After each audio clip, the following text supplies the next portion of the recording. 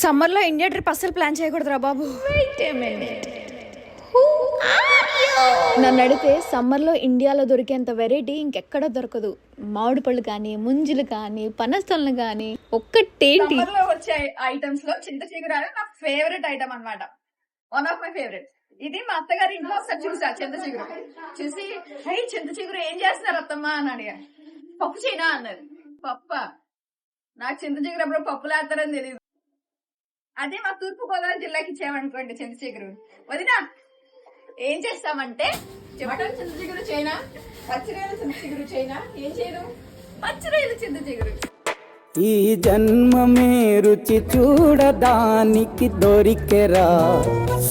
ఆహా ఆహా. వదినా నేనేం ఓవర్ అని చెప్పట్లేదు.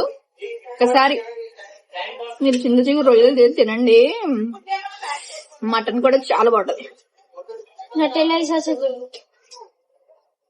మీరు చింత చిగురిని ఎందులో వేసుకుంటారో కామెంట్ చేయండి.